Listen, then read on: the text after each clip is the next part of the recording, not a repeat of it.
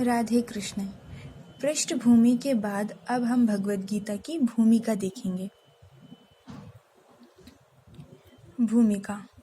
ओम अज्ञानतिमिरान्धस्य ज्ञानाञ्जनशलाकया चक्षुरुन्मीलितं येन तस्मै श्रीगुरुवे नमः। श्रीचैतन्यमनोभीष्टं स्थापितं येन भूतले स्वयं रूपः कदा मह्यं ददाति स्वपदान्तिकम्। अर्थात मैं घोर अज्ञान के अंधकार में उत्पन्न हुआ था और मेरे गुरु ने अपने ज्ञान रूपी प्रकाश से मेरी आंखें खोल दी। मैं उन्हें सादर नमस्कार करता हूँ। श्रील रूप गोस्वामी प्रभुपाद कब मुझे अपने चरण कमलों में शरण प्रदान करेंगे, जिन्होंने इस जगत में भगवान चैतन्य की इच्छा की पूर्ति के लिए प्रचार योजना की स्थापना की है। वंदेऽहं श्रीगुरु श्रीयुतपदकमलं श्रीगुरून् वैष्णवांश्च श्रीरूपं साग्रजातं सहगण रघुनाथान्वितं तं सजीवं साद्वैतं सावधूतं परिजनसहितं कृष्ण चैतन्य देवं श्री राधा कृष्ण पादान सहगण ललिता श्री विशाखान्वितांश्च। मैं अपने गुरु के चरण कमलों को तथा समस्त वैष्णवों के चरण कमलों को नमस्कार करता हूँ। मैं श्रील रूप गोस्वामी तथा उनके अग्रज सनातन गोस्वामी एवं साथ ही रघुनाथ दास, रघुनाथ भट्ट, गोपाल भट्ट एवं श्रील जीव गोस्वामी के चरणों को सादर नमस्कार करता हूँ। मैं भगवान श्री चैतन्य तथा भगवान नित्यानंद के साथ साथ अद्वैत आचार्य गदाधर श्रीवास तथा अन्य पार्षदों को सादर प्रणाम करता हूँ। मैं श्रीमती राधा रानी तथा श्री कृष्ण की श्री ललिता तथा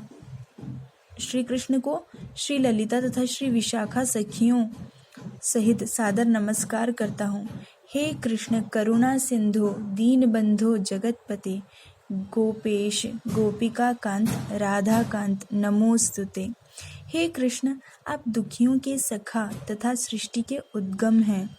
आप गोपियों के स्वामी तथा राधा रानी के प्रेमी हैं। मैं आपको सादर प्रणाम करता हूँ। तप्त कांचन गौरांगी राधे वृंदावनेश्वरी वृषभानुसुते देवी प्रणमामि हरि प्रिये। मैं उन राधा रानी को प्रणाम करती हूँ जिनकी शारीरिक कांति पिघले सोने के सदृश है, जो वृंदावन की महारानी है। आप राजा वृषभानु की पुत्री हैं और भगवान कृष्ण को अत्यंत प्रिय हैं। वाञ्छाकल्पतरुभ्यश्च कृपा सिंधुभ्य एव च पतितानां पावनेभ्यो वैष्णवेभ्यो नमो नमः। मैं भगवान के समस्त वैष्णव भक्तों को सादर नमस्कार करती हूँ। वे कल्प वृक्ष के समान सबों की इच्छाएं पूर्ण करने में समर्थ हैं तथा पतित जीवात्माओं के प्रति अत्यंत दयालु हैं। श्री कृष्ण चैतन्य प्रभु नित्यानंद, श्री अद्वैत गदाधर, श्रीवास आदि गौर भक्त वृंद। मैं श्री कृष्ण चैतन्य प्रभु नित्यानंद, श्री अद्वैत गदाधर, श्रीवास आदि समस्त भक्तों को सादर प्रणाम करती हूँ। हरे कृष्ण कृष्ण कृष्ण हरे हरे, हरे राम राम राम हरे हरे। भगवद गीता को गीतोपनिषद भी कहा जाता है। यह वैदिक ज्ञान का सार है और वैदिक साहित्य का सर्वाधिक महत्वपूर्ण उपनिषद है। निसंदेह भगवद गीता पर अंग्रेजी भाषा में अनेक भाष्य प्राप्त हैं, अतएव एक अन्य भाष्य की आवश्यकता के बारे में प्रश्न किया जा सकता है। इस प्रस्तुत संस्करण का प्रयोजन इस प्रकार बताया जा सकता है। हाल ही में एक अमेरिकी महिला ने मुझसे भगवद गीता के एक अंग्रेजी अनुवाद की संस्तुति चाही। निसंदेह अमेरिका में भगवद गीता के अनेक अंग्रेजी संस्करण उपलब्ध है, लेकिन जहाँ तक मैंने देखा है केवल अमेरिका ही नहीं अपितु भारत में भी उनमें से कोई पूर्ण रूप से प्रमाणिक संस्करण नहीं मिलेगा, क्योंकि लगभग भारत में हर एक संस्करण में भाष्यकार ने भगवद गीता यथारूप के मर्म का स्पर्श किए बिना अपने मतों को व्यक्त किया है। भगवद गीता का मर्म भगवद गीता में ही व्यक्त है। यह इस प्रकार है, यदि हमें किसी औषधि विशेष का सेवन करना हो तो उस पर लिखे निर्देशों का पालन करना होता है। हम मनमाने ढंग से या मित्र की सलाह से औषधि नहीं ले सकते। इसका सेवन लिखे हुए निर्देशों के अनुसार या चिकित्सक के निर्देशानुसार करना होता है। इसी प्रकार भगवद गीता को इसके वक्ता द्वारा दिए गए निर्देशानुसार ही ग्रहण या स्वीकार किया जाना चाहिए। भगवद गीता के वक्ता भगवान श्री कृष्ण हैं। भगवद गीता के प्रत्येक पृष्ठ पर उनका उल्लेख श्री भगवान के रूप में हुआ है। निसंदेह भगवान शब्द कभी कभी किसी भी अत्यंत शक्तिशाली व्यक्ति या किसी शक्तिशाली देवता के लिए प्रयुक्त होता है, और यहाँ पर भगवान शब्द निश्चित रूप से श्री भगवान श्री कृष्ण को एक महान व्यक्तित्व वाला बताता है। किंतु साथ ही हमें यह जानना होगा कि भगवान श्री कृष्ण पूर्ण पुरुषोत्तम भगवान हैं। जैसा कि शंकराचार्य, रामानुजाचार्य, मध्वाचार्य, निम्बार्क स्वामी, श्री चैतन्य महाप्रभु तथा भारत के वैदिक ज्ञान के अन्य विद्वान आचार्यों ने पुष्टि की है। भगवान ने भी स्वयं भगवद गीता में अपने को परम पुरुषोत्तम भगवान कहा है, और ब्रह्म संहिता में तथा अन्य पुराणों में, विशेषतया श्रीमद् भागवतम में, जो भागवत पुराण के नाम से विख्यात है, वे इसी रूप में स्वीकार किए गए हैं। कृष्णस्तु भगवान स्वयं। अतएव भगवद गीता हमें भगवान ने जैसे बताई है वैसे ही स्वीकार करनी चाहिए। भगवद गीता के 4th अध्याय में श्लोक क्रमांक 1 से 3 में भगवान कहते हैं, इमं विवस्वते योगं प्रोक्तवानहमव्ययं विवस्वानमन्वे प्राह मनुरिक्ष्वाकवे अब्रवीत् एवं परंपरा प्राप्तमिमं राजर्षयो विदुः स कालेनेह महता योगो नष्टः परन्तप स एवायं मया तेऽद्य योगः प्रोक्तः पुरातनः भक्तोऽसि मे सखा चेत्ति रहस्यं ह्येतदुत्तमम्। यहाँ पर भगवान अर्जुन को सूचित करते हैं कि भगवद गीता की यह योग पद्धति सर्वप्रथम सूर्यदेव को बताई गई। सूर्यदेव ने इसे मनु को बताया और मनु ने इसे इक्ष्वाकु को बताया। इस प्रकार गुरु परंपरा द्वारा यह योग पद्धति एक वक्ता से दूसरे वक्ता तक पहुंचती रही, लेकिन कालांतर में यह छिन्न भिन्न हो गई।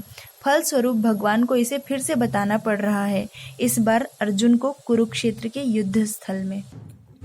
वे अर्जुन से कहते हैं कि मैं तुम्हें यह परम रहस्य इसलिए प्रदान कर रहा हूँ क्योंकि तुम मेरे भक्त तथा मित्र हो। इसका तात्पर्य यह है कि भगवद गीता ऐसा ग्रंथ है जो विशेष रूप से भगवत भक्त के लिए है, भगवत भक्त के निमित्त है। अध्यात्मवादियों की 3 श्रेणियां हैं, ज्ञानी, योगी तथा भक्त, या कि निर्विशेषवादी, ध्यानी और भक्त। यहाँ पर भगवान अर्जुन से स्पष्ट कहते हैं कि वे उसे इस नवीन परंपरा गुरु परंपरा का प्रथम पात्र बना रहे हैं, क्योंकि प्राचीन परंपरा खंडित हो गई है। अतएव यह भगवान की इच्छा थी कि सूर्यदेव से चली आ रही विचारधारा की दिशा में ही अन्य परंपरा स्थापित की जाए, और उनकी यह इच्छा थी कि उनकी शिक्षा का वितरण अर्जुन द्वारा नए सिरे से हो। वे चाहते थे कि अर्जुन भगवद गीता ज्ञान का प्रामाणिक विद्वान बने। अतएव हम देखते हैं कि भगवद गीता का उपदेश अर्जुन को विशेष रूप से दिया गया, क्योंकि अर्जुन भगवान का भक्त, प्रत्यक्ष शिष्य तथा घनिष्ठ मित्र था। अतएव जिस व्यक्ति में अर्जुन जैसे गुण पाए जाते हैं वह भगवद गीता को सबसे अच्छी तरह समझ सकता है। कहने का तात्पर्य यह है कि भक्त को भगवान से प्रत्यक्ष रूप से संबंधित होना चाहिए। ज्यों ही कोई भगवान का भक्त बन जाता है त्यों ही उसका सीधा संबंध भगवान से हो जाता है। यह एक अत्यंत विशद विषय है, लेकिन संक्षेप में यह बताया जा सकता है कि भक्त तथा भगवान के मध्य 5 प्रकार का संबंध हो सकता है। पहला, कोई निष्क्रिय अवस्था में भक्त हो सकता है। दूसरा, कोई सक्रिय अवस्था में भक्त हो सकता है। तीसरा, कोई सखा रूप में भक्त हो सकता है। चौथा, कोई माता या पिता के रूप में भक्त हो सकता है। पांचवा, कोई दंपति प्रेमी के रूप में भक्त हो सकता है। अर्जुन का कृष्ण से संबंध सखा रूप में था। निसंदेह इस मित्रता सख्य भाव तथा भौतिक जगत में पाई जाने वाली मित्रता में आकाश पाताल का अंतर है। यह दिव्य मित्रता है जो हर किसी को प्राप्त नहीं हो सकती। निसंदेह प्रत्येक व्यक्ति का भगवान से सीधा संबंध होता है और यह संबंध भक्ति की पूर्णता से ही जागृत होता है। किंतु जीवन की वर्तमान अवस्था में हमने न केवल भगवान को भुला दिया है, अपितु भगवान के साथ अपने शाश्वत संबंध को भी भूल चुके हैं। लाखों करोड़ों जीवों में से प्रत्येक जीव का भगवान के साथ नित्य विशिष्ट संबंध है। यह स्वरूप कहलाता है। भक्ति योग की प्रक्रिया द्वारा यह स्वरूप जागृत किया जा सकता है। तब यह अवस्था स्वरूप सिद्धि कहलाती है। यह स्वरूप की अर्थात स्वाभाविक या मूलभूत सिद्धि की पूर्णता कहलाती है। अतएव अर्जुन भक्त था और वह भगवान के संपर्क में मित्र रूप में था। हमें इस बात पर विशेष ध्यान देना चाहिए कि अर्जुन ने भगवद गीता को किस तरह ग्रहण किया। इसका वर्णन 10वें अध्याय में 12 से 14 श्लोक में इस प्रकार हुआ है।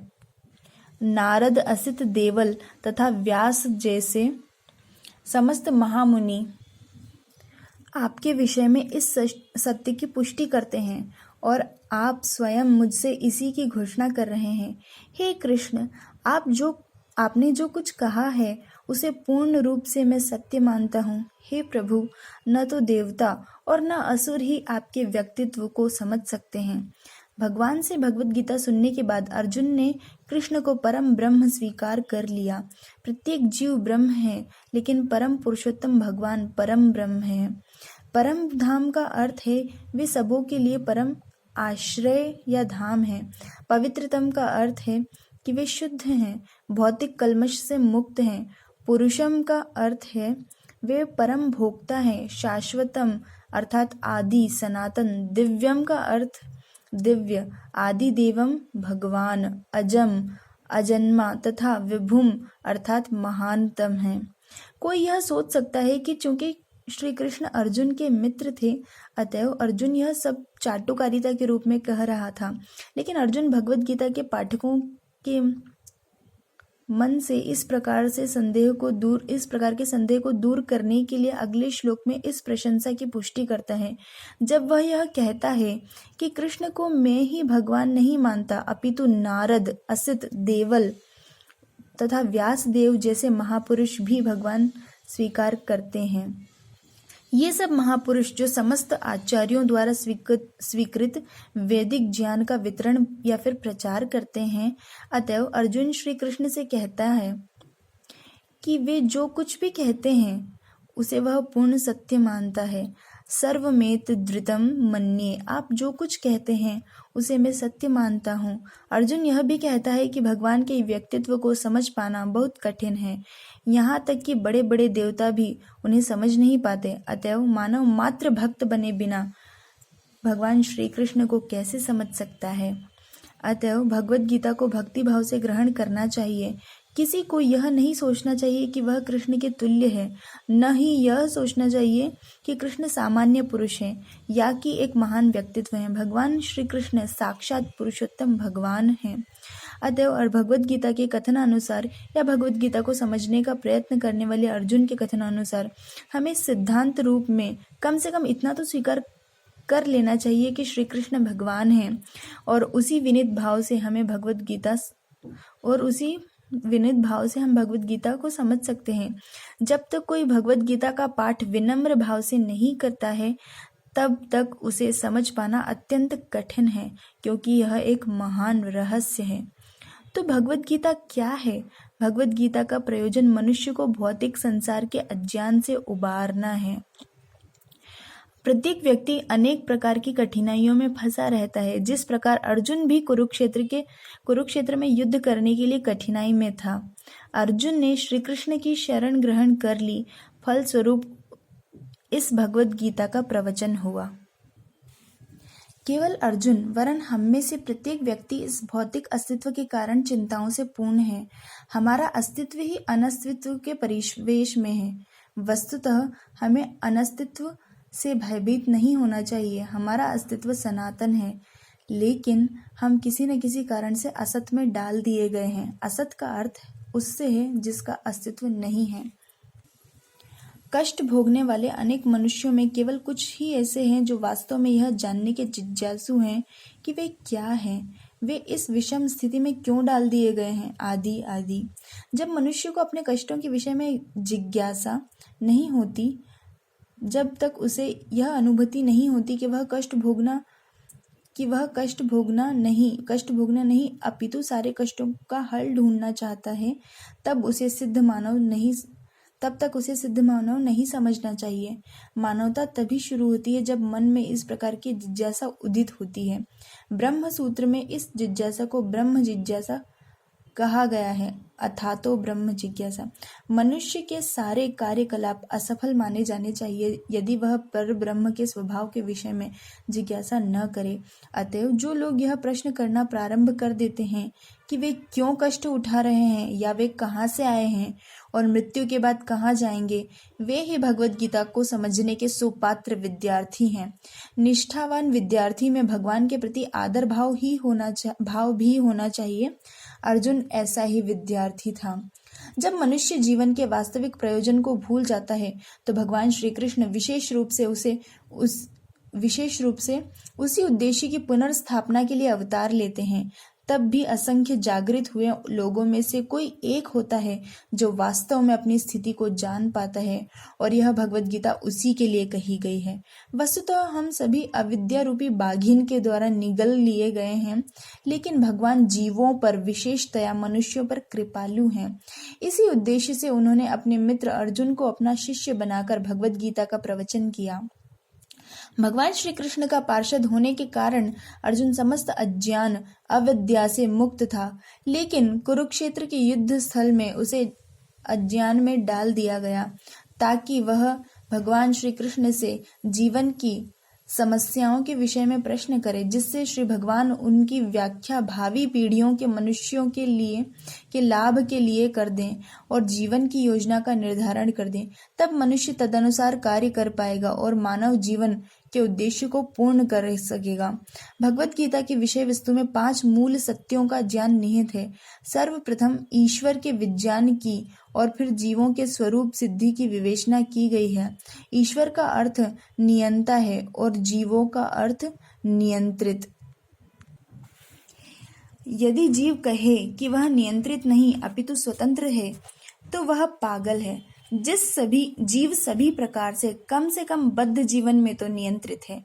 अतएव भगवत गीता की विषय वस्तु ईश्वर सर्वोच्च नियंता तथा जीव नियंत्रित जीवात्माएं से संबंधित है। इससे हम प्रकृति, भौतिक प्रकृति, काल, समस्त ब्रह्मांड की कालावधि या प्रकृति का प्राकट्य तथा कर्म कार्यकलाप की भी व्याख्या है। यह दृश्य जगत विभिन्न कार्यकलापों से ओतप्रोत है। सारे जीव भिन्न भिन्न कार्यों में लगे हुए हैं। भगवत गीता से हमें अवश्य सीखना चाहिए कि ईश्वर क्या है, जीव क्या है, प्रकृति क्या है, दृश्य जगत क्या है, यह काल द्वारा किस प्रकार नियंत्रित किया जाता है और जीवों के कार्यकलाप क्या हैं। भगवत गीता के इन 5 मूलभूत विषयों में से इसकी स्थापना की गई है कि भगवान अथवा श्री कृष्ण अथवा ब्रह्म या परमात्मा अथवा परम नियंता, आप जो चाहे कह लें, सबसे श्रेष्ठ हैं। जीव गुण में परम नियंता के ही समान है। उदाहरणार्थ, जैसा कि भगवत गीता के विभिन्न अध्यायों में बताया जाएगा, भगवान भौतिक प्रकृति के समस्त कार्यों के ऊपर नियंत्रण रखते हैं।